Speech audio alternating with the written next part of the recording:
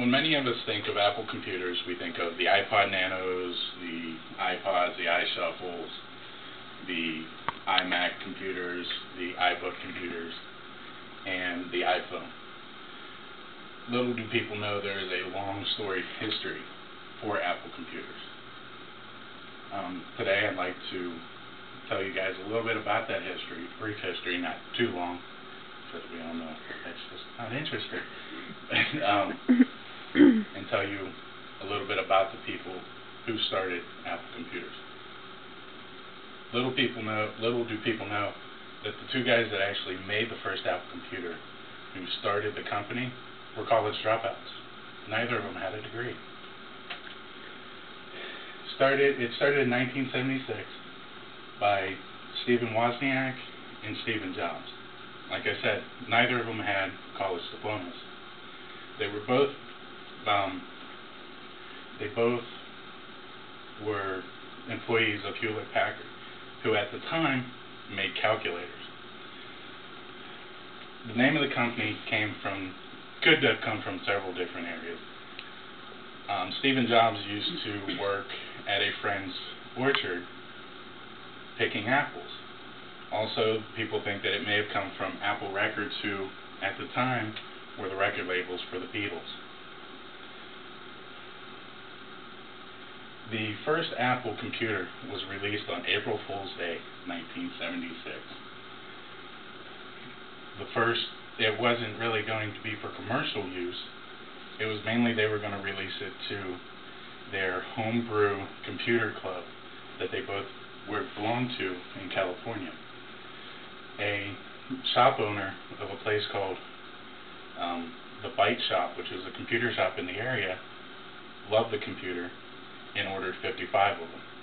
The only problem was it cost them about $100 per computer to make. Well, they had hired a guy, Ron Wayne, to help them out with this. Well, at the time, Wayne didn't think it was too good of an idea. He worked for Atari, where he had met Wozniak. He decided he didn't want to do it. He didn't want to take the risk.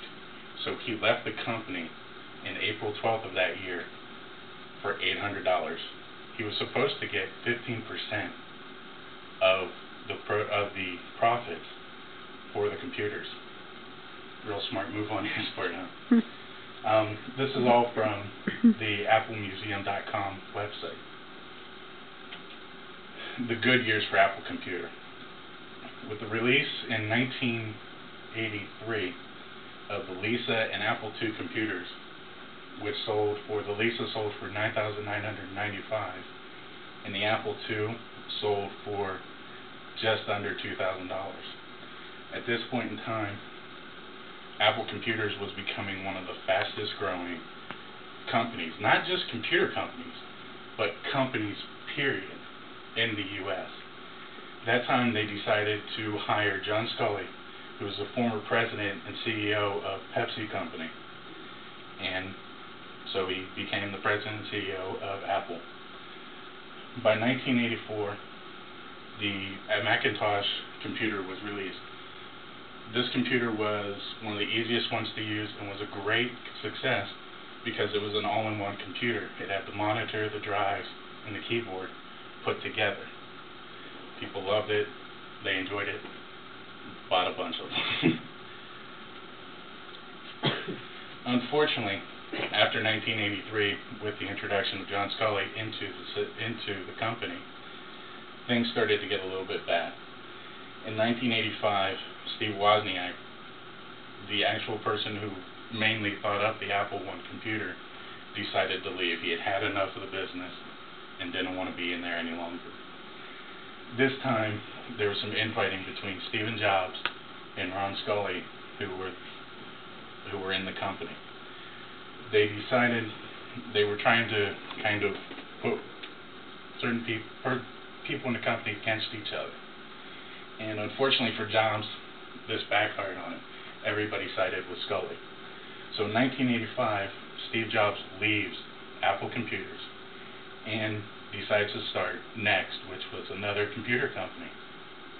And at that time, he decided to buy Pixar, which, as we all know now, leading animated companies in the world. Well, Scully at this time decides to sign a deal with a little software company called Microsoft. Unfortunately for Scully, this was a bad idea. Microsoft basically took the ideas from Apple, which part of the contract allowed him to do, and run away with the ideas. Took all those ideas, and Scully and Apple Computer could do nothing about it. Now we all know Bill Gates, Microsoft, largest software company. In August 2nd of '93, Apple actually released the first PDA. The only problem was, nobody liked it. The interface was no good. It didn't work right. You couldn't get your software, your information out of it.